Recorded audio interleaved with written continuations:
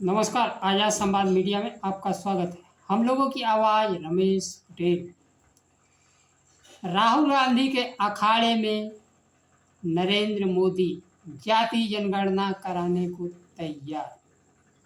समय के साथ खबर पाने के लिए चैनल को सब्सक्राइब करें। नमस्कार, खबर विस्तार से। जाति जनगणना का अधिसूचना 16 जून को जारी करने का ऐलान सरकार ने कर दिया है।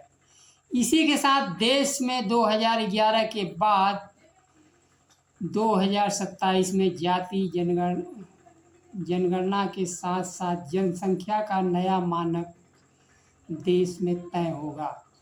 लोकसभा में विपक्ष के नेता राहुल गांधी ने भोपाल में पार्टी कार्यकर्ताओं को संबोधित करते हुए कहा था कि महिला आरक्षण बिल की तरह जाति जनगणना प्रधानमंत्री कराएंगे,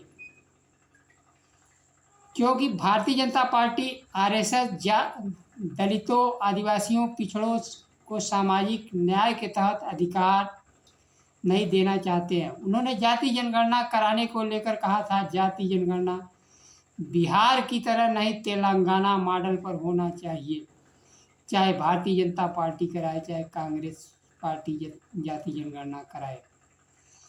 ऑपरेशन सिंदूर के बाद विदेश नीति फेल होने के बाद सरकार बेहद दबाव में है।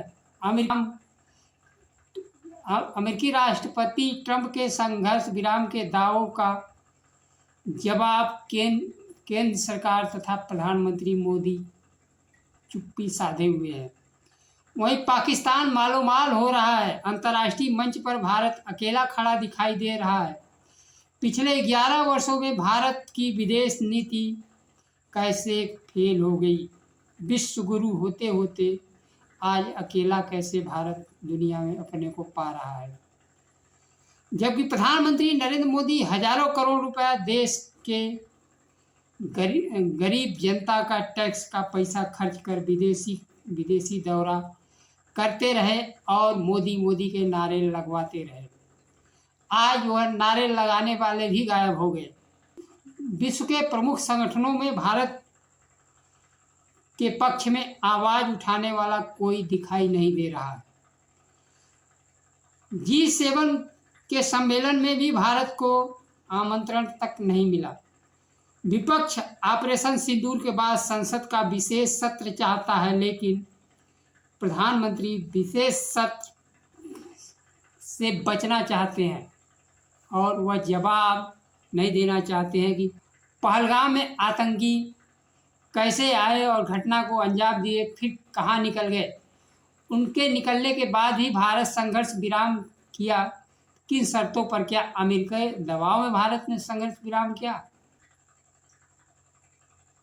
जैसे युद्ध विराम का दावा अमेरिकी राष्ट्रपति ट्रंप करते हैं, सब कुछ प्रधानमंत्री मोदी और भारतीय जनता पार्टी करेंगे, लेकिन ट्रंप की भूमिका की बात पर सवाल पर जवाब देने को तैयार नहीं है।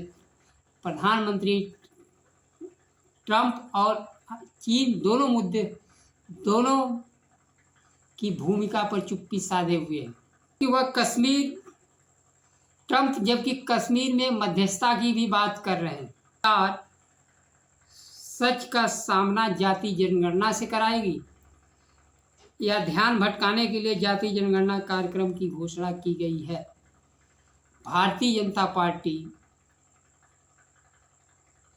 देश में जाति जनगणना करेगी यह एक किसी आश्चर्य से कम नहीं है। भारतीय जनता पार्टी धर्म पर राजनीति करती है और जाति जनगणना में जैसे किसानों की आमदनी दुगना होगी, बेरोजगारों को 2 करोड़ रोजगार दिया जाएगा, 16 लाख खाते में जाएगा, उसी प्रकार का जुमला या धोखा दलित, पिछड़े, आदिवासियों के साथ हो सकता है। दावों के प्रधानमंत्री मोदी के दावों के विपरीत देखिए, विश्व में जैसे डंका बज रहा था, कुछ नहीं मिला। किसानों की आमदनी दुगनी हुआ ठीक उल्टा आधी हो गई। बेरोजगारों को 2 करोड़, सारी नौकरियां बेच दी गई, ठीक उल्टा। तो वह पूरब कहते हैं तो पश्चिम में खोजिए। भारतीय जनता पार्टी की सरकारें आदिवासी दलित पिछड़ों को नौकरी नहीं देने के लिए NFS का प्रयोग कर रही है। ऐसी सरकार जो सामाजिक न्याय के रास्ते पर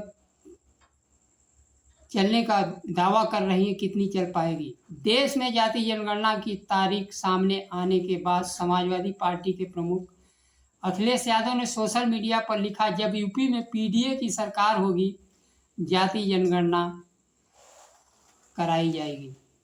16 जून को अधिसूचना जारी की जाएगी। इसी के साथ जनगणना की शुरुआत होगी। देश में जनगणना पूरा करने का काम 2021 में हो जाना चाहिए थी, लेकिन कोरोना का आड़ लेकर आज तक